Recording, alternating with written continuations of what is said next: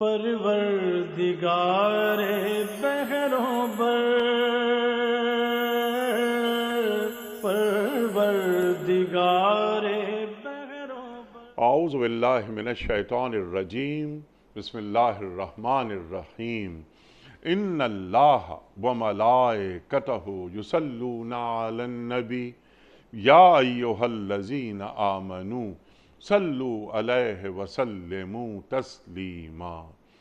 اللہم صل علی سیدنا و نبینا و شفیعنا و مولانا محمد وعلی آل محمد وبارک وسلم۔ محترم خواتین و حضرات، السلام علیکم۔ پیام سب کے ساتھ ایک بار پھر حاضر، میں ہوں آپ کا میزبان انیق احمد۔ ہمارے ملک کے جید علماء ہمارے ساتھ شریک ہوتے ہیں اس محفل میں، جو محفل ہے قرآن کریم کو سیکھنے کی، اور اپنے ان جید اور معزز علماء سے روزانہ ہم قرآن کریم کی مختلف آیات پر بات کرواتے ہیں۔ کم از کم ایک آیت ضرور گفتگو میں آتی ہے پیام صبح میں روزانہ۔ شان نزول سے لے کر لمحہ موجود تک ہم اسے جوڑتے ہیں کہ آج قرآن کریم کی یہ آیات ہم سے کیا مخاطبت کر رہی ہیں۔ اپنے علماء کے ہم جتنے شکر گزار ہوں کم ہے۔ جمعہ اور ہفتہ 2 دن سوال و جواب کے لیے آپ کے سوالات اور ہمارے عہد کے ایک جید مفتی صاحب کے جوابات ہوتے ہیں قرآن و حدیث کی روشنی میں۔ خواتین و حضرات، آج ہم اپنے ملک کے ایک ممتاز عالم دین سے، ایک مفسر قرآن سے قرآن کریم کی جس آیت کے تعلق سے سیکھیں گے وہ سورہ انبیاء کی آیت نمبر 10 ہے۔ چھوٹی سی آیت، اللہ تعالیٰ بڑے بڑے مضامین اس میں بیان کر رہا ہے۔ اللہ فرماتا ہے کہ لوگو، ہم نے تمہاری طرف ایک ایسی کتاب بھیجی ہے جس میں تمہارا ذکر ہے، تم عقل سے کام کیوں نہیں لیتے؟ آیت مکمل ہو گئی۔ قرآن کریم ہم پڑھتے ہیں، ہم سب پڑھتے ہیں۔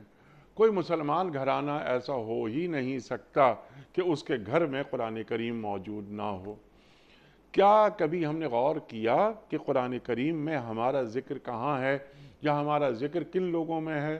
سچوں کے ساتھ ہے، جھوٹوں کے ساتھ ہے، یعنی کاذبین کے ساتھ ہے، صادقین کے ساتھ ہے، مومنین کے ساتھ ہے، منافقین کے ساتھ ہے۔ ہمارے معزز مہمان ہمیں تعلیم فرمائیں گے ہم عقل سے کام کیوں نہیں لیتے۔ اللہ تعالی ہم سے پوچھ رہا ہے، تو کس طرح عقل سے کام لیتے ہیں، قرآن کریم کے ساتھ تعلق کیسا استوار کرتے ہیں، اور قرآن کریم کی ان آیات پر غور و خوض کس طرح ہوتا ہے۔ خواتین و حضرات، ہماری خوش بختی تشریف فرما ہے لاہور میں ہمارے ساتھ محترم ڈاکٹر سرفراز احمد آوان صاحب۔ ڈاکٹر صاحب، میں آپ کا بڑا ممنون، بڑا شکر گزار، آپ تشریف لائے، ہمیشہ آپ سے سیکھتے ہیں۔ خواتین و حضرات، ڈاکٹر سرفراز احمد آوان صاحب کے تعلق سے کسی بھی تعارفی جملے کی کوئی ضرورت نہیں، ہم سب جانتے ہیں اور ہم سب سیکھتے ہیں ڈاکٹر صاحب سے۔ وہ کہیں اور سنا کرے کوئی۔ سورہ انبیاء آیت نمبر 10 سے پروگرام کا آغاز کرتے ہیں۔ اعوذ باللہ من الشیطان الرجیم، بسم اللہ الرحمن الرحیم۔ لقد انزلنا الیکم کتابا فیہ ذکرکم افلا تعقلون۔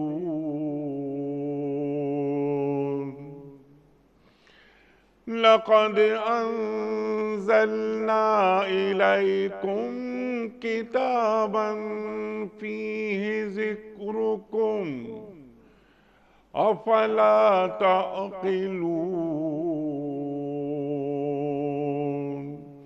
صدق اللہ العظیم۔ لوگو، ہم نے تمہاری طرف ایک ایسی کتاب بھیجی ہے جس میں تمہارا ہی ذکر ہے، کیا تم سمجھتے نہیں ہو؟ خواتین حضرات، محترم ڈاکٹر سرفراز احمد آوان صاحب کی خدمت میں، اس سے پہلے کہ ہم رکھیں آج کے پروگرام کے حوالے سے پہلا سوال، کل کے پوچھے گئے سوال کا درست جواب اور آج کا سوال آپ کی خدمت میں۔ کوئز۔ کل کا سوال ہمارا یہ تھا، قرآن کریم کی کس صورت میں 2 مرتبہ بسم اللہ کا ذکر آیا ہے؟ درست جواب سورہ نمل میں۔ آج کا سوال نوٹ فرما لیجئے، سورہ احزاب میں کس صحابی کا ذکر آیا ہے؟ حضرت سعد بن ابی وقاص رضی اللہ تعالی عنہ، یا حضرت ابو ذر غفاری رضی اللہ تعالی عنہ، یا حضرت زید بن حارث رضی اللہ تعالی عنہ؟ جو درست جواب آپ سمجھتے ہوں روانہ فرمائیے۔ ہمارے فون نمبرز ہیں 0092213452709، ہمارا دوسرا فون نمبر ہے 009221343000980۔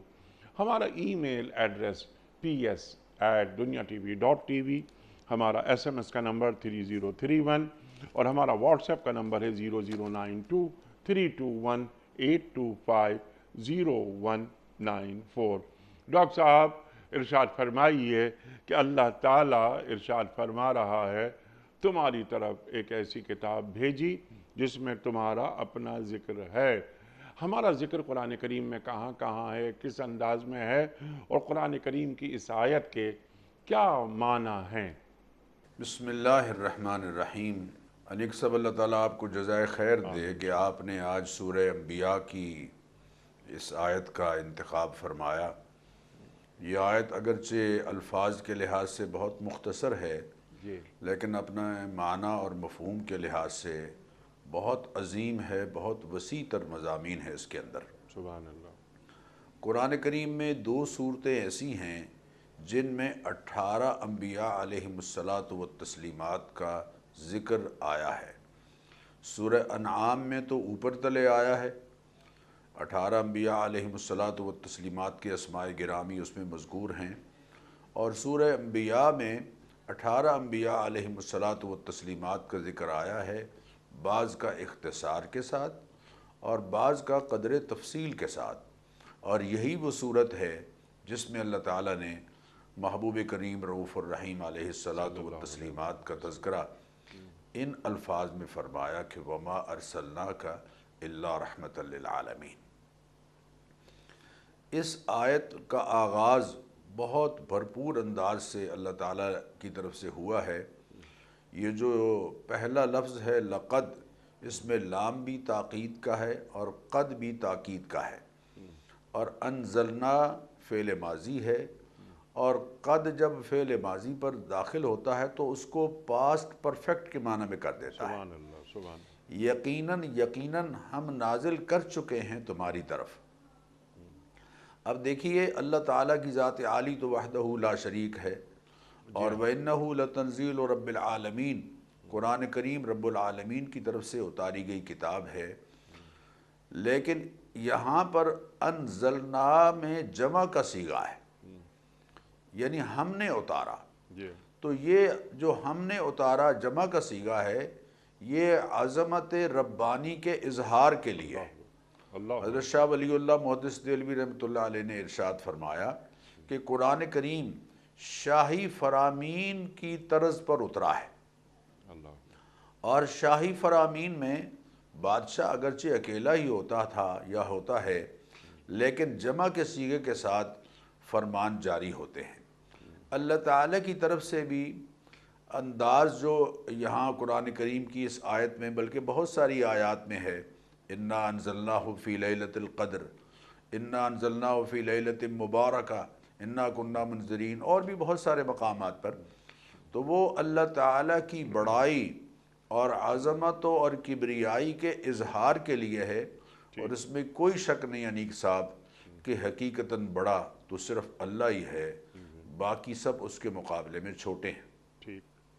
اللہ اکبر کا معنی ہم یہ کرتے ہیں کہ اللہ بہت بڑا ہے، لیکن حقیقی معنی اس کا یہ ہے کہ اللہ ہی سب سے بڑا ہے۔ ہاں، اللہ قرآن کریم میں فرما رہے ہیں کہ دیکھو واللہ هو الغنی وانتم الفقراء، اللہ غنی ہے، حقیقت میں اللہ ہی غنی ہے اور تم اس کے فقیر ہو۔ سبحان اللہ۔ ایک اور جگہ ارشاد فرمایا کہ تم فقیر ہو اللہ کے، انتم الفقراء الی اللہ واللہ هو الغنی الحمید، تم اللہ تعالیٰ کے فقیر ہو اور باقی اللہ غنی ہے، لائق حمد و ثنا ہے۔ تو انزلنا کا صیغہ جمع کے اظہار، جمع میں اللہ کی عظمت کے اظہار کے لیے ہے۔ پھر الیکم میں جو کہا ہے اس میں ایک معنی تو مفسرین نے یہ لیا کہ یہ دور نبوی کے جو عرب ہیں وہ اس کے مخاطب ہیں، ٹھیک، لیکن حقیقت یہ ہے جیسے ترجمے میں آپ نے ذکر کیا کہ یہ قیامت تک آنے والے تمام انسانوں کے لیے یہ آیت، اور اس آیت کے جو مخاطب ہیں وہ قیامت تک آنے والے تمام انسان ہیں، اس لیے کہ ہر دور میں جب بھی کسی نے قرآن کریم پڑھا ہے تو ایسے لگا ہے جیسے میرے لیے ہی اترا ہے۔ سبحان اللہ، سبحان لا یخلق عن کثرت الرد، یہ بار بار پڑھے جانے سے پرانی ہونے والی کتاب نہیں ہے، ولا تنقضی عجائبہ، اور اس کے عجائب کبھی ختم ہونے والے نہیں ہیں۔ اس کے بعد اگلا لفظ جو ہے وہ کتابن ہے، کتابن نکرہ ہے، کامن ناؤن ہے، اور یہ سب قرآن کریم میں بلکہ عربی زبان میں نکرہ اگرچہ کبھی قلت کے اظہار کے لیے آتا ہے لیکن کبھی کبھی کثرت اور بڑائی اور عظمت کے اظہار کے لیے آتا ہے۔ تو یہاں بھی بڑائی اور عظمت کے اظہار کے لیے ہے کہ کتابن، ہم ایک ایسی کتاب ہم نے اتاری ہے جو بڑی عظمتوں والی ہے، بڑی شان والی ہے، بہت بڑی کتاب ہے اپنے مضامین کے حوالے سے، اپنے اصول و ضوابط کے حوالے سے، اور ساری کائنات کے لیے ساری کائنات کو جس کتاب نے خطاب کیا ہے وہ کتاب ہے انہو لکتاب عزیز۔ قرآن کریم اللہ فرماتے ہیں کہ یہ غالب آنے والی کتاب ہے، یعنی کتاب عزیز یہ ایڈجیکٹو فقرہ ہے، صفت اور موصوف کے ساتھ۔ کتاب و عزیز بھی ہے، مرکب اضافی بھی ہے، یعنی عظمت والے کی کتاب بھی ہے، لیکن لکتاب عزیز یہ غالب آنے والی کتاب ہے۔ یہ غالب، الاسلام یعلو ولا یعلا، اگر مسلمان اسلام پر عمل کرنے والے ہوں تو یقیناً اس کے لیے تو عظمت اور بلندی ہے، ولا یعلا یہ مغلوب ہونے والا دین نہیں ہے۔ ذالک الکتاب لا ریب فیہ، یہ ایسی کتاب ہے کہ جس کے برحق ہونے میں کوئی شک نہیں۔ لو انزلنا ھذا القرآن علی جبل لرأیتہ خاشعا متصدعا من خشیۃ اللہ۔ یہ ساری آیات جو میں آپ کے سامنے پڑھ رہا ہوں یہ اس کتاب کی عظمت اور بڑائی کے اظہار کے لیے ہے۔ اب دیکھیے آپ نے بہت اچھی بات ارشاد فرمائی کہ یہاں فیہ ذکرکم جو لفظ ہے کہ اس میں تمہارے لیے ذکر ہے یا تمہارا ذکر ہے، یہاں ذکر سے مراد کیا ہے؟ یہ بات بہت غور طلب ہے، اور مجھے یقین ہے کہ ناظرین اس بات کو اچھی طرح سے ذرا ذہن میں رکھیں گے۔ ذکر کا لفظ قرآن کریم میں 3 معنی میں آیا ہے۔ ایک تو انیک سب ذکر بمعنی یاد کرنے کے ہے، جیسے اللہ تعالیٰ نے قرآن کریم میں فرمایا وَاذْكُرْ اسْمَ رَبِّكَ، اے حبیب صلی اللہ علیہ وسلم اپنے رب کا نام جپتے رہا کیجئے، اپنے رب کا نام لیتے رہا کیجئے۔ وَذَكَرَ اسْمَ رَبِّهِ فَصَلَّى قَدْ أَفْلَحَ مَنْ تَزَكَّى، فلاح پا گیا وہ جس نے اپنے باطن کے برتن کو صاف کر لیا، اپنے باطن کو ہر طرح کی آلائش سے، حسد سے، بغض سے، کینے سے، نفرتوں سے اور بدگمانی سے اس نے صاف کر لیا۔ وَذَكَرَ اسْمَ رَبِّهِ، اور اپنے رب کے نام کا ذکر کرتا رہا، اور فصلہ اس کی بہترین صورت یہ ہے کہ وہ نماز پڑھتا ہے تو اس میں اللہ تعالیٰ کا ذکر بار بار ہو رہا ہے۔ اقیم الصلاۃ لذکری، ماشاءاللہ، یہاں ذکر بالکل آپ نے صحیح فرمایا، یہاں ذکر بمعنی نصیحت کے ہے، وہ میں عرض کر رہا ہوں۔ سبح اسم ربک الاعلیٰ، سبح اسم ربک العظیم، فسبح باسم ربک العظیم، یہ یہاں یاد کرنے کے معنی میں ہے۔ تو گویا ذکر کا ایک معنی تو ہے یاد کرنا، اور دوسرا معنی جس کی طرف آپ نے توجہ دلائی اور وہ آیت بھی پڑھ دی وہ ہے نصیحت حاصل کرنا، یاد دہانی اور نصیحت۔ وَأَقِمِ الصَّلَاةَ لِذِكْرِي، اے موسیٰ علیہ السلام آپ نماز پڑھیں گے مجھ سے نصیحت حاصل کرنے کے لیے، میری تذکیر کے لیے، میری یاد دہانی کے لیے۔ قرآن کریم ساری کائنات کے لیے نصیحت ہے۔ ان ہوا الا ذکر للعالمین، ہم نے جو کتاب اتاری ہے وہ سارے جہانوں کے لیے نصیحت ہے۔ وَإِنَّهُ اللہ اکبر، اللہ تعالیٰ قرآن کریم میں فرما رہے ان فی ذالک لذکری لمن کان لہ قلب او القی السمع وہو شہید۔ اس قرآن کریم میں نصیحت ہے ان لوگوں کے لیے جن کے اندر دل و دماغ ہے، جن کے اندر سوچ و بچار کی صلاحیت بیدار ہے، جو اپنی فکری صلاحیتوں کو بیدار رکھ کر قرآن کریم پڑھتے ہیں۔ اور ان فی ذالک لذکری لمن کان لہ قلب او القی السمع وہو شہید، اور وہ کان بچھا کر حاضر باش ہو کر قرآن کریم کی بات کو سنتے ہیں۔ اللہ قرآن کریم میں فرما رہے ہیں، بلکہ جو صاحبان ایمان ہیں ان کی صفات جہاں بیان فرمائی ہیں، وہاں فرمایا کہ والذین اذا ذکروا بآیات ربہم لم یخروا علیہا صما وعمیانا، جب ان کے سامنے ہماری آیات پڑھی جاتی ہیں تو وہ گنگے بہرے بن کر ان پر نہیں گر پڑتے، بل ذکروا، یہاں ذکروا ہے یعنی وہ اس سے تذکیر اور نصیحت حاصل کرتے ہیں۔ لیدبروا آیاتہ ولیتذکر اولو الالباب، ہم نے اس کتاب کو اتارا ہی اس لیے ہے تاکہ لوگ اس میں غور و فکر کریں اور نصیحت حاصل کریں۔ تو ذکر کا دوسرا معنی نصیحت کے ہیں، وہاں جیسے قرآن کریم میں ہے وَذَكِّرْ فَإِنَّ الذِّكْرَى تَنفَعُ الْمُؤْمِنِينَ، اے حبیب صلی اللہ علیہ وسلم آپ ذرا تذکیر کراتے رہا کیجئے، تاکہ اس لیے کہ یہ ذکر جو ہے وہ صاحبان ایمان کے لیے فائدہ مند ثابت ہوتا ہے۔ بلکہ ایک اور جگہ اپنے حبیب کریم علیہ الصلاۃ والتسلیمات کو خطاب کرتے ہوئے فرمایا وَذَكِّرْ فَإِنَّمَا أَنْتَ مُذَكِّرْ، اے حبیب آپ یاد دہانی کراتے رہا کیجئے، اس لیے کہ یہ آپ کی ڈیوٹی میں شامل ہے۔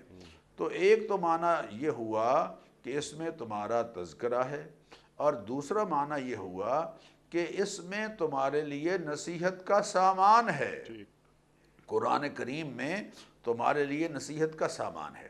ایک سب تیسرا ترجمہ اس ذکر کے لفظ کا جو قرآن کریم کے مفسرین نے کیا، اور نہ صرف مفسرین نے کیا بلکہ قرآن کریم میں بھی اس کا ذکر بار بار آیا ہے، وہ یہ کہ یہ ذکر جو ہے وہ بمعنی شرف اور عظمت اور دائمی شہرت کے ہے۔ وَإِنَّهُ لَذِكْرٌ لَكَ وَلِقَوْمِكَ، اے حبیب صلی اللہ علیہ وسلم یہ قرآن کریم آپ کے لیے تو ہے ہی ہے، آپ کی پوری قوم کے لیے یعنی قریش کے لیے عزت و شرف کا باعث ہے کہ ان کی زبان میں قرآن کریم اترا ہے، وہ زبان کہ جس کی بنیاد پر عرب پوری دنیا میں غالب آئے، قرآن کی برکت سے غالب آئے، پورے عالم میں ان کی عزت و شہرت کا چرچا ہوا۔ اور عربی زبان چونکہ قرآن کی زبان ہے اس لیے زبان عربی آج تک زندہ ہے، آج تک زندہ ہے اور قیامت تک زندہ رہے گی۔ تو عربوں کو کسی قبائلی یا کسی اور خصوصیت کی بنیاد پر عزت نہیں ملی بلکہ قرآن کی بدولت عزت ملی ہے۔ تو معلوم ہوا کہ ایک معنی ذکر کا عزت و شرف ہے۔ قرآن کریم میں اللہ تعالیٰ نے ایک اور جگہ اسی لفظ کو ان معنی میں ذکر فرمایا کہ صاد والقرآن ذی الذکر، قسم ہے قرآن کریم کی جو عزت و شرف والی کتاب ہے، یعنی ان لوگوں کے لیے جو قرآن سے وابستہ ہو جائیں گے، ان لوگوں کے لیے جو قرآن کریم کے نظام کو اپنے ہاں نافذ کر لیں گے، انفرادی اور اجتماعی زندگی میں اس کی تنفیذ کو یقینی بنائیں گے، قرآن ان کو عزت و شرف عطا کرے گا۔ وہ معزز تھے زمانے میں مسلمان ہو کر، اور ہم خوار ہوئے تارک قرآن ہو کر، اور حضور اکرم صلی اللہ علیہ وسلم نے اسی بات کا ذکر ان الفاظ میں فرمایا کہ احب العرب لثلاث، دیکھو عرب سے 3 وجہ سے محبت کرو، لأنی عربی، ایک تو اس لیے کہ میں عربی ہوں، اور دوسرا یہ کہ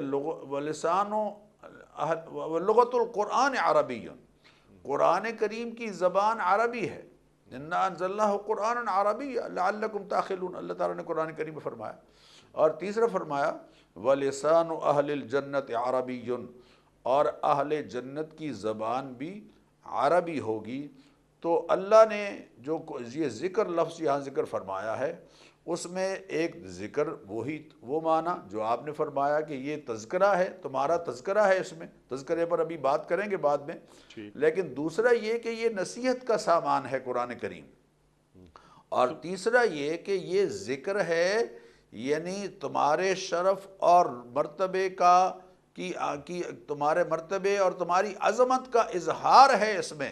اللہ قرآن کریم میں فرما رہے ہیں کنتم خیر امت، لوگوں تم بہترین امت ہو، یہ عظمت کا اظہار ہے۔ اخرجت للناس، جس کو ساری انسانیت کے لیے نکالا گیا ہے۔ ہم صرف آئے نہیں ہیں، ہم بھیجے گئے ہیں، ہم بھیجے گئے ہیں لنخرج العباد من عبادت العباد الى عبادت رب العباد، تاکہ ہم لوگوں کو انسانوں کی غلامی سے نکال کر انسانوں کے پروردگار کی غلامی میں لائیں۔ کنتم خیر امت اخرجت للناس، تو معنی یہ ہوا کہ لیکون الرسول شہیدا علیکم وتکونوا شہداء علی الناس، تاکہ اللہ کے رسول تم پر گواہ ہوں اور تم ساری انسانیت کے لیے حق اور سچائی کے گواہ بن جاؤ۔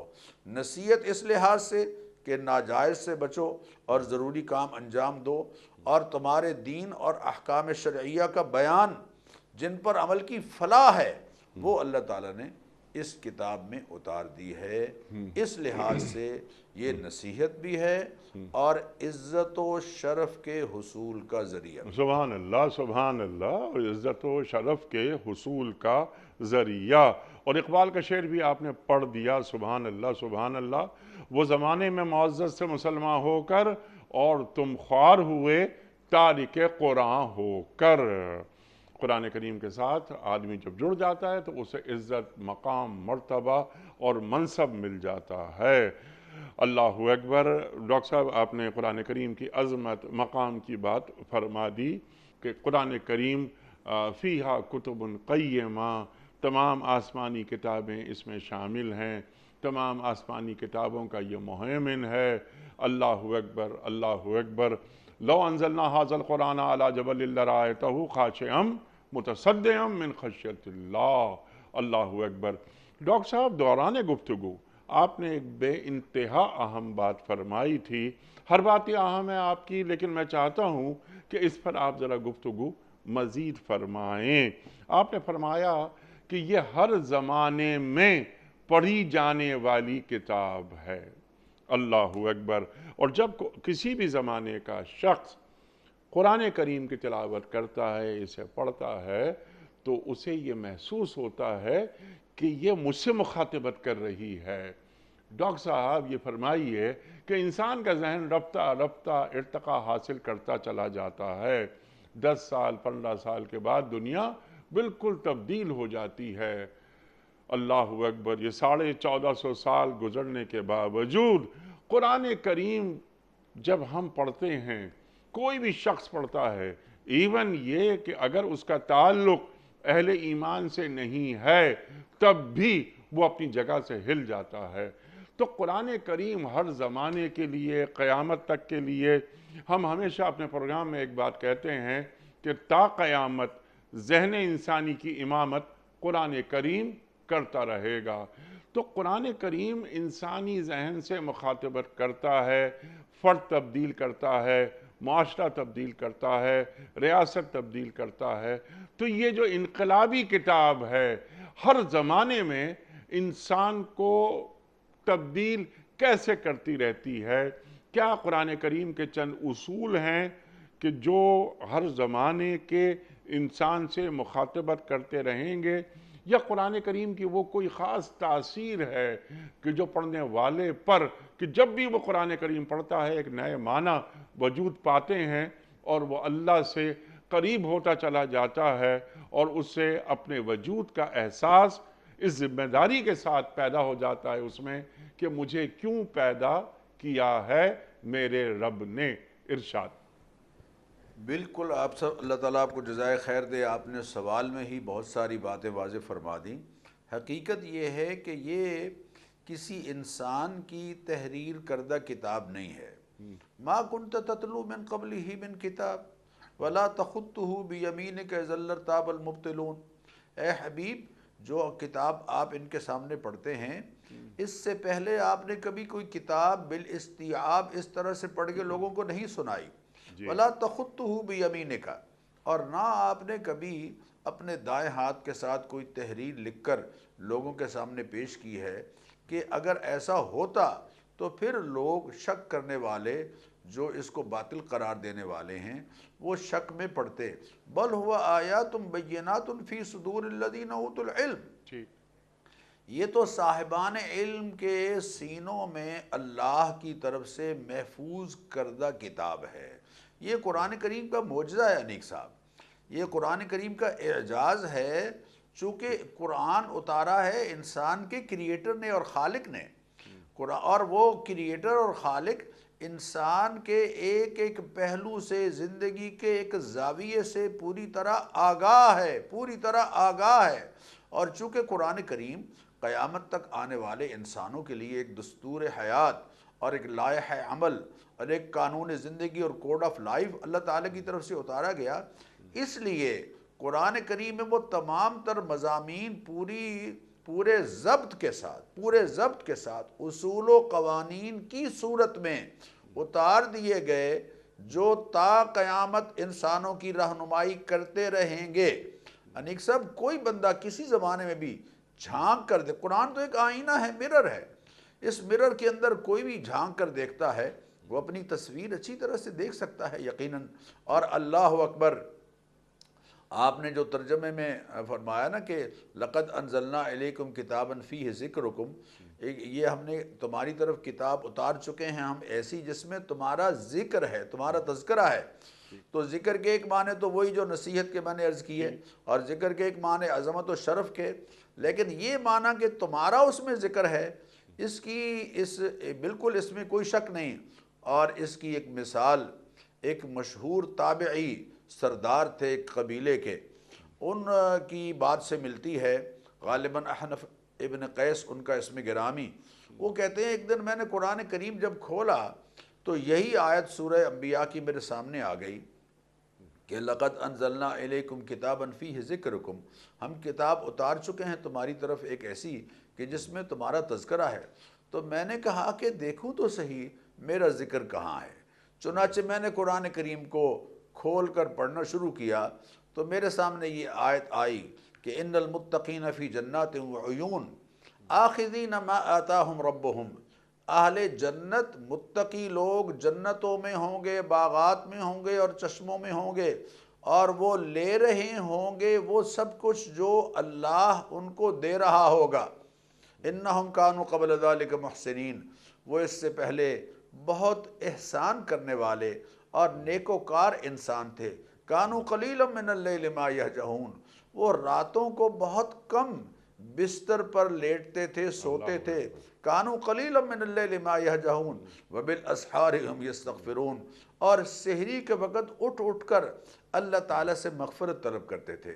اس لیے سحری کے وقت اٹھ کر اللہ تعالیٰ سے مغفرت طلب کرتے تھے کہ اس وقت اللہ تعالیٰ کی طرف سے اعلان ہو رہا ہوتا ہے الا من مستغفر فاغفر لہ، ہے کوئی مغفرت کا طلبگار جس کے گناہوں کو میں معاف کر دوں؟ الا من مسترزق فارزق لہ، ہے کوئی رزق کا طلبگار جس کو میں رزق عطا کر دوں؟ الا من مبتلا فاعافیہ، ہے کوئی کسی کرب اور مشکل اور مصیبت اور پریشانی میں اور ڈپریشن اور انزائٹی میں مبتلا کہ میں اس کی ساری پریشانیاں، ساری مصیبتیں، ساری ٹینشن اور ساری دشواریاں دور کر دوں؟ تو وبالاسحار ہم یستغفرون، سحری کے وقت وہ اللہ تعالیٰ سے استغفار کر رہے ہوتے ہیں۔ وفی اموالہم حق للسائل والمحروم، اور ان کے مالوں میں سائل کا بھی حق ہے اور محروم کا بھی حق ہے۔ سائل وہ ہے جو اپنی ضرورتیں آپ کے سامنے پیش کر رہا ہے، اور محروم وہ ہیں جو پیش تو نہیں کر پا رہے لیکن اس وقت شدید ضرورت میں ہیں، جیسے سیلاب زدگان۔ اس وقت ان میں سے ہر ایک لوگوں کے سامنے دست سوال دراز نہیں کر رہا، لیکن محروم ہیں، وہ محروم ہیں، سہولتوں سے محروم، بجلی سے محروم، صاف پانی سے محروم، اچھی غذا سے محروم، چھت سے محروم انیک صاحب، وفی اموالہم حق للسائل والمحروم، ان کے مالوں میں سائل کا اور محروم کا حق ہے۔ کہتے ہیں میں نے جب یہ آیات پڑھی تو فوراً میرے دل میں خیال آیا کہ نہیں بھئی تو ان آیات کے معیار پر نہیں پورا اترتا، یہ تو تیرا تذکرہ نہیں لگتا۔ کہنے لگے پھر میں نے ایک اور جگہ قرآن کریم کھولا تو وہاں یہ آیت سامنے آئی کہ ویل لکل افاک اثیم، بربادی ہے ان لوگوں کے لیے جو جھوٹے ہیں، گناہگار ہیں، یسمع آیات اللہ تتلی علیہ، وہ اللہ تعالیٰ کی آیات کو سنتے ہیں جو ان کے سامنے پڑھی جاتی ہیں، ثم یصر مستکبرا کأن لم یسمعھا، وہ ایسے ہو جاتے ہیں تکبر اور غرور کی وجہ سے، مال کا غرور، عہدے کا غرور، منصب کا غرور، بعض دفعہ علم کا غرور، نشہ، اس بنیاد پر کأن لم یسمع، گویا کہ انہوں نے سنا ہی نہیں۔ وَإِذَا عَلِمَ مِنْ آیَاتِنَا شَيْئًا اتَّخَذَهَا ہُزُوًا، اور ہماری آیات کی کوئی بات جب ان کے علم میں آتی ہے تو بجائے اس کے کہ وہ مانیں، اس کا مذاق اڑانے لگتے ہیں۔ تو کہنے لگے توبہ استغفر اللہ، توبہ استغفر اللہ۔ یقینی بات ہے میں ان لوگوں میں بھی نہیں۔ پھر کہتے میں پڑھتا رہا، اچانک پھر سے سورہ مدثر کی آیات میرے سامنے آ گئی، اور وہ کیا ہے؟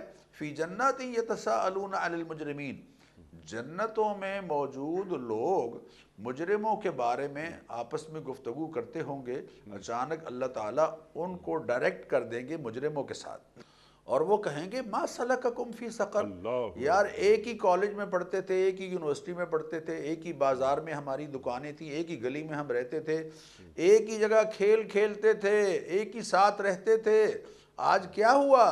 تم جہنم میں چلے گئے ہو۔ او اللہ اکبر، اللہ اکبر۔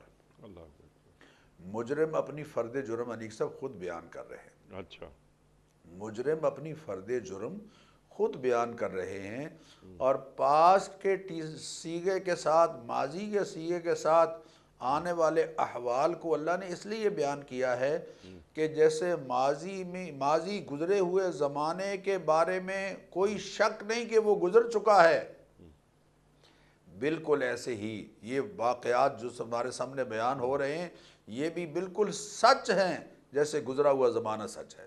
ما سلککم فی سقر، تمہارے جہنم میں آنے کا سبب کیا ہے؟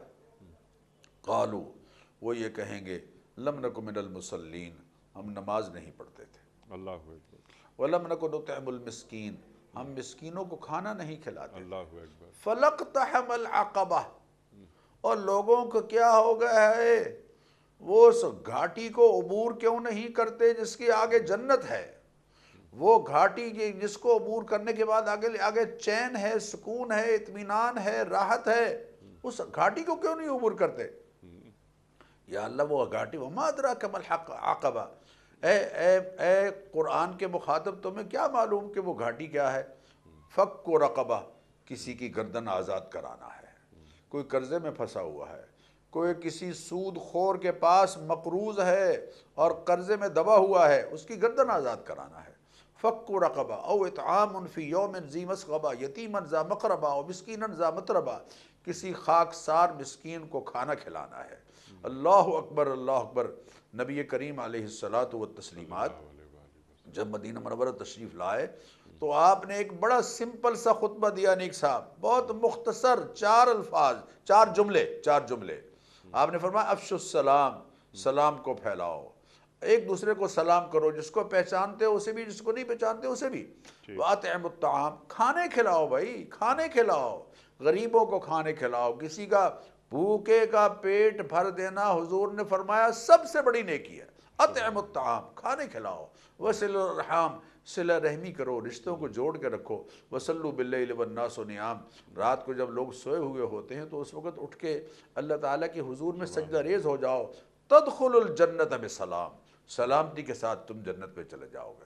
تو کیا وہ جو فرد جرم کیا بیان کر رہے ہیں؟ وَلَمْ نَكُ نُطْعِمُ الْمِسْكِينَ، ہم مسکینوں کو کھانا نہیں کھلاتے تھے، وَكُنَّا نَخُوضُ مَعَ الْخَائِضِينَ، اسلام کا مذاق اڑانے والوں کی ہاں میں ہاں ملاتے تھے، ان پروگراموں کو، ان ٹی وی شوز کو اور ان جلسوں کو، ان مجلسوں کو ہم اٹینڈ کر کے خوب تالیاں بجاتے تھے جن میں اللہ کے حبیب کی سنتوں کا مذاق اڑایا جا رہا ہے، جن میں اللہ کے احکام، سری احکام کا مذاق اڑایا جا رہا ہے، جن میں یہ کہا جا رہا ہے کہ یہ دور گزشتہ کے سارے احکام ہیں، آج ان پر عمل ممکن نہیں، نعوذ باللہ ثم نعوذ باللہ۔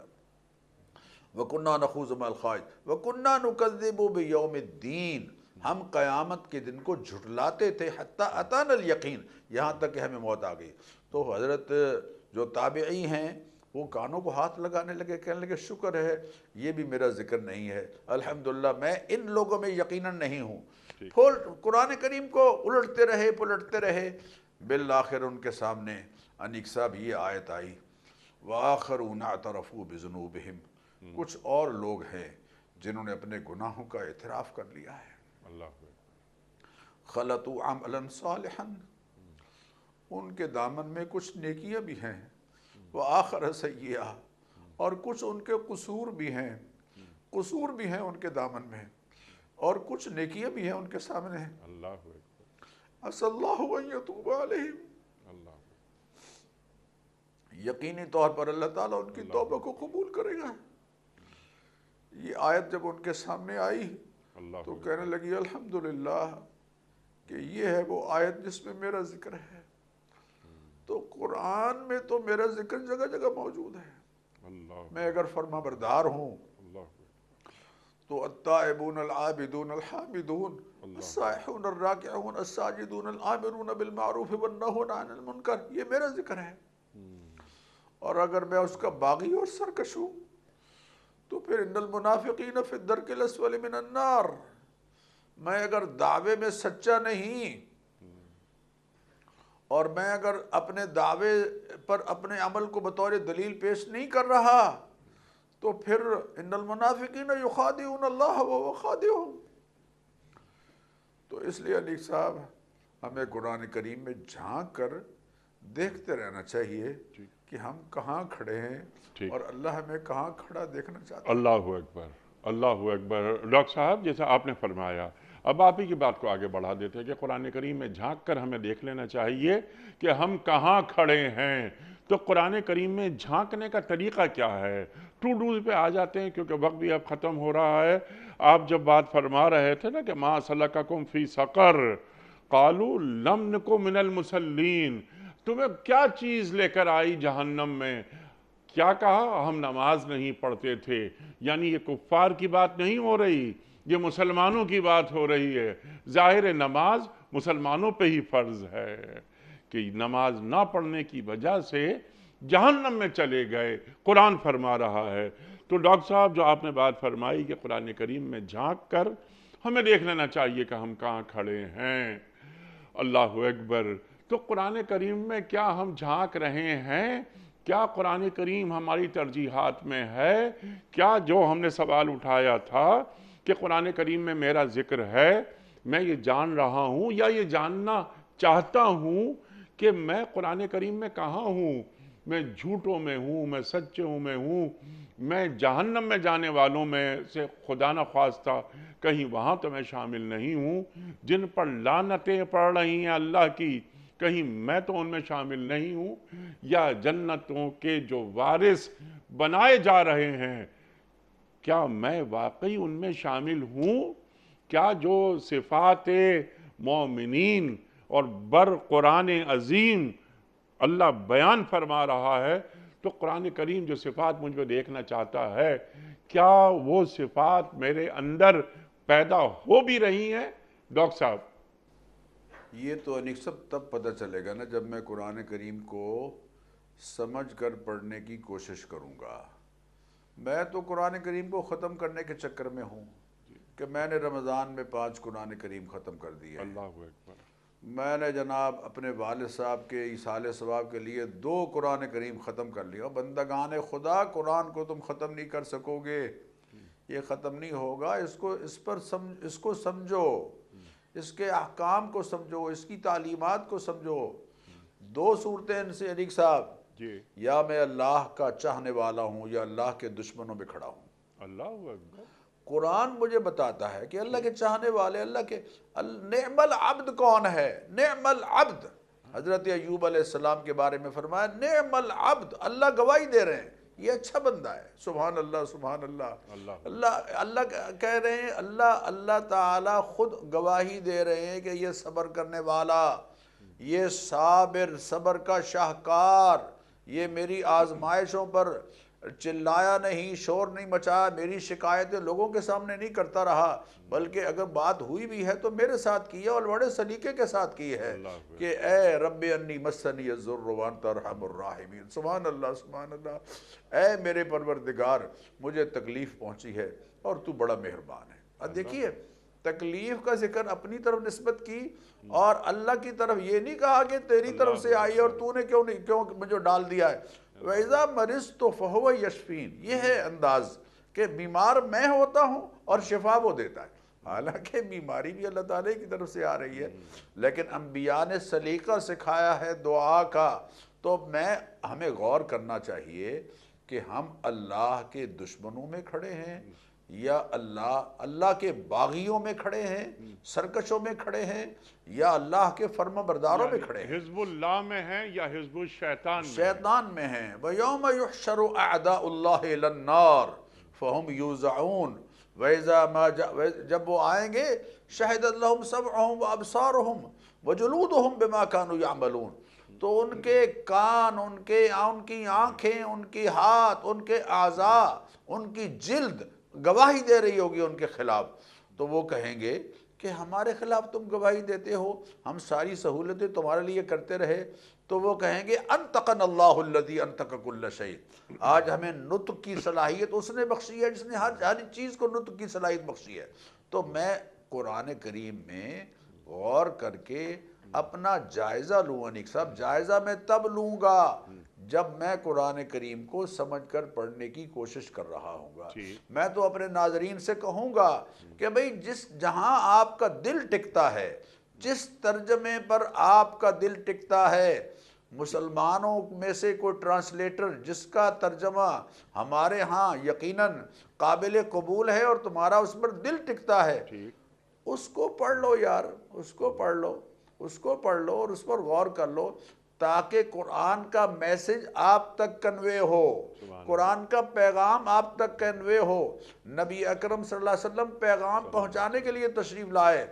نبی اکرم صلی اللہ علیہ وسلم باپ کے یا کسی مرحوم کے انتقال کے وقت سورہ یاسین پڑھ لو، بس تو مر جائے گا، جلدی مر جائے گا، اور جناب تمہاری دکان میں افتتاح ہونا ہے تو بچوں کو بلا کے قرآن خوانی کرا لو، بس برکت آ جائے گی. برکت اس کا اثر ہے، میں نہیں کہتا برکت نہیں ہوتی، یقیناً برکت ہے.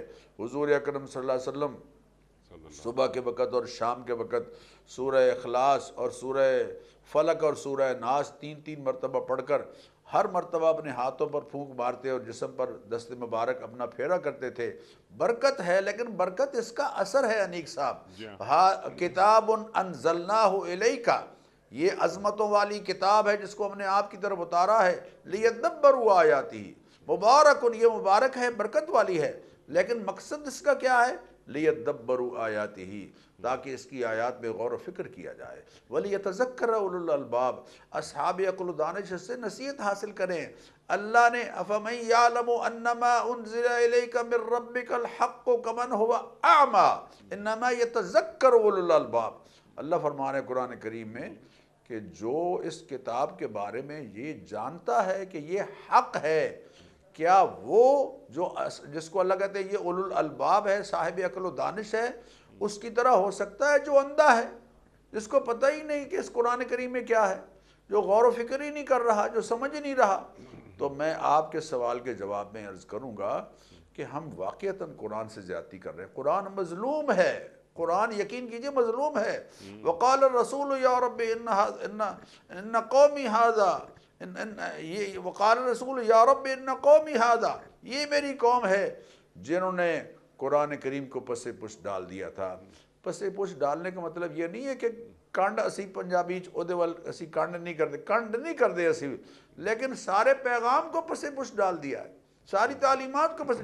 تاجر کس حد تک قرآن سے رہنمائی لے رہا ہے، شوہر کس حد تک قرآن کریم سے رہنمائی لے رہا ہے، ٹیچر اور معلم قرآن کریم سے کس حد تک رہنمائی لے رہا ہے، خارجی امور کے نظام کو، خارجی امور کو دیکھنے والا، انٹرنیشنل افیئر کو دیکھنے والا قرآن کریم سے کس قدر رہنمائی لے رہا ہے، وقت کا حکمران قرآن کریم سے کس حد تک رہنمائی لے رہا ہے۔ اپوزیشن میں جو لوگ کھڑے ہیں وہ اپوزیشن کا کردار جو قرآن نے متعین کیا ہے کہاں تک رہنمائی لے رہے ہیں۔ بندگان خدا، کوئی ایسا شعبہ نہیں بچتا، کوئی ایسا پہلو نہیں بچتا۔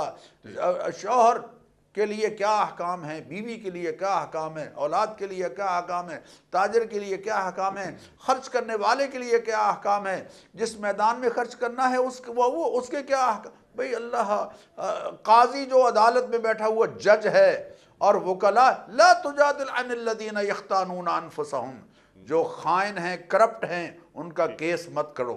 لا تکن للخائنین خصیما، خیانت کرنے والوں کا مقدمہ لڑنے والے مت بنو۔ یہ قرآن کریم میں وکلاء کے لیے، ججز کے لیے، عدالتوں کے لیے، ٹیچر کے لیے، استاذ کے لیے، شوہر کے لیے، بیوی کے لیے، سب کے لیے ہدایات ہیں۔ لیکن یہ تب ہیں انیک صاحب جب ہم اپنی آنکھیں کھول کے قرآن کو مفہوم سمجھتے ہوئے پڑھیں گے۔ سبحان اللہ، سبحان اللہ۔ ڈاکٹر صاحب بہت ساری باتیں آپ نے بیان فرما دی، لیکن اب مسئلہ یہ ہے کہ صرف 2 منٹ باقی ہیں۔ آپ یہ فرما دیجئے جو آپ نے آخری گفتگو فرمائی، جس میں انفرادی حیثیت میں ہمیں قرآن کریم سے جڑنا ہے تاکہ ہمارا قد بلند ہو اور ہم زمانے میں معزز ہو کر زندہ رہیں باوقار انداز میں۔ لیکن انفرادی حیثیت کے ساتھ ساتھ ہمیں کام کرنا ہے، کم از کم 3 آیات پڑھنی ہیں اور قرآن کریم کا وہ ترجمہ، معنی، تفاسیر وہ اپنے اندر اتارنی ہیں۔ لیکن جو ریاستیں ہوتی ہیں انہیں کچھ بڑے لے کر چلتے ہیں، جس جانب آپ نے اشارہ بھی فرمایا کہ لگتا یہ ہے کہ مسلمان ریاستوں میں جو بڑے ہیں، مثال کے طور پر جو پارلیمنٹیرینز ہیں، جو جوڈیشری ہے، جو بیوروکریسی ہے، وہ قرآن سے قریب نہیں ہے۔ انہیں قرآن سے قریب کیسے کیا جائے؟ ان کو یہ پیغام سنا دیں اللہ کے حبیب صلی اللہ علیہ وسلم کا کہ ان اللہ یرفع بہذا الکتاب اقواما ویضع بہ آخرین۔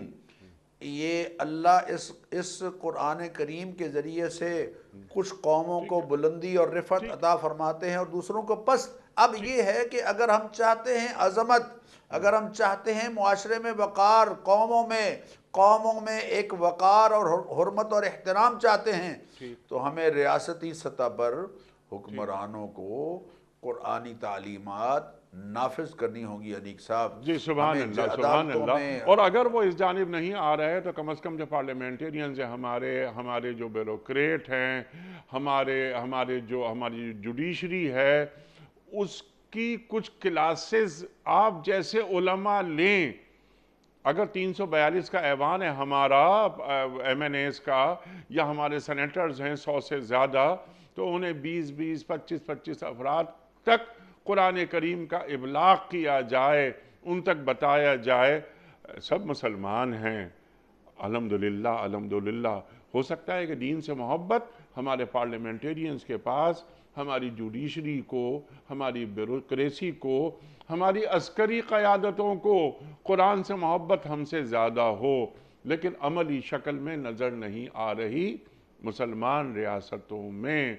تو ان تک قرآن کریم پہنچایا جائے۔ جو آپ نے بات فرمائی کہ قرآن کریم کا یہ پیغام ہے کہ قرآن کریم اقوام کو، افراد کو عروج عطا فرماتا ہے۔ کیسے عروج عطا فرماتا ہے؟ یہ آپ جیسے افراد ان تک بات پہنچائیں۔ ڈاکٹر صاحب آپ ایگری کرتے ہیں؟ میں بالکل تصدیق کرتا ہوں، بلکہ میں اس میں ساتھ میں یہ بھی عرض کروں گا کہ میں یونیورسٹیوں کے اور دیگر بڑے یعنی جو گروپس ہیں ان کے اجلاسوں میں شریک ہوتا ہوں۔ یقین کیجئے چند آیات صرف پڑھی جاتی ہیں بغیر ترجمے کے، اور وہ بھی بہت مختصر۔ اور بندگان خدا، کم از کم تمہاری اگر کوئی مجلس میں کوئی میٹنگ ہے، کوئی پروگرام ہے، تو اس میں ہی قرآن کریم کا ایک رکوع ترجمے کے ساتھ آپ کی میٹنگ جس حوالے سے ہے اس حوالے سے قرآن کریم کبھی بھی ایسا نہیں ہو سکتا کہ آپ کا رہنما نہ ہو۔ اللہ اکبر۔ جو آپ نے بات فرمائی کہ فذکر ان الذکر تنفع المؤمنین، اللہ اکبر۔ یہ نصیحتیں، یہ قرآن کریم کا ذکر مومنوں کو بڑا فائدہ پہنچاتا ہے۔ ڈاکٹر صاحب میں آپ کا بڑا ممنون، بڑا شکر گزار۔ ڈاکٹر صاحب آپ نے درمیان میں قرآن کریم کی ایک آیت، اور وہ آیت کیا ہے، وہ آدمی کو جھنجھوڑ دیتی ہے، وہ بھی تلاوت آپ نے فرمائی، اس پر ہم آج کا پروگرام مکمل کرتے ہیں کہ یا رب انا قوم اتخذوا ھذا القرآن مہجورا۔ سرکار دو عالم صلی اللہ علیہ وآلہ وسلم روز محشر اللہ کے حضور یہ فرما رہے ہیں کہ اے رب، میری قوم نے اس قرآن کو چھوڑ دیا تھا۔ اللہ اکبر، جو قرآن چھوڑنے والوں میں ہمارا شمار نہ ہو۔ ڈاکٹر صاحب میں آپ کا بڑا ممنون، بڑا شکر گزار، آپ تشریف لائے۔ خواتین و حضرات، وقت یہاں مکمل ہوا ہمارے پروگرام کا، ورنہ بہت ساری باتیں مزید ہو سکتی ہیں، ہم کسی اور پروگرام میں ڈاکٹر صاحب سے اور سیکھیں گے۔ کوئز، کل کا سوال ہمارا یہ تھا کہ قرآن کریم کی کس صورت میں 2 مرتبہ بسم اللہ کا ذکر آیا ہے؟ سورہ نمل میں۔ آج کا سوال نوٹ فرما لیجئے، سورہ احزاب میں کس صحابی کا ذکر آیا ہے؟ حضرت سعد بن ابی وقاص رضی اللہ تعالی عنہ، یا حضرت ابو ذر غفاری رضی اللہ تعالی عنہ، یا حضرت زید بن حارث رضی اللہ تعالی عنہ؟ جو درست جواب ہم آپ سمجھتے ہوں روانہ فرمائیے۔ ہمارے فون نمبرز ہیں 0092213452709۔ ہمارا دوسرا فون نمبر ہے 0092213400980۔ ہمارا ای میل ایڈریس ps@duniatv.tv، ہمارا SMS کا نمبر 3031، اور ہمارا واٹس ایپ کا نمبر ہے 009232182509194۔ خواتین و حضرات، وقت قرآن دازی کا کراچی میں کوئی میرا مہمان موجود نہیں، اس لیے یہ کام میرے ہاتھوں انجام پا رہا ہے۔ آج کے ہمارے محمد ابرار حسین صاحب ہیں آج کے ونر۔ محمد ابرار حسین صاحب شکر گڑھ سے آپ کی خدمت میں دنیا ٹی وی کی جانب سے دینی کتب پر مشتمل گفٹ ہیمپر آپ کے گھر یعنی شکر گڑھ روانہ کیا جا رہا ہے۔ آپ کو بہت بہت مبارک ہو۔ پیام صبح کا اختتام ہوتا ہے روزانہ ایک قول پر، اور وہ قول ہوتا ہے صاحب نہج البلاغہ امیر المومنین حضرت علی مرتضیٰ کرم اللہ وجہہ کا۔ آپ فرماتے ہیں، نفاق سے دور رہ، کیونکہ 2 چہروں والا اللہ کے نزدیک وجاہت نہیں پا سکتا۔ نفاق سے دور رہ، کیونکہ 2 چہروں والا اللہ کے نزدیک وجاہت نہیں پا سکتا۔ سبحان اللہ، سبحان اللہ۔ اپنے میزبان انیق احمد کو کل تک کے لیے اجازت دیجیے۔ خدا حافظ۔ پروردگار بحروں پر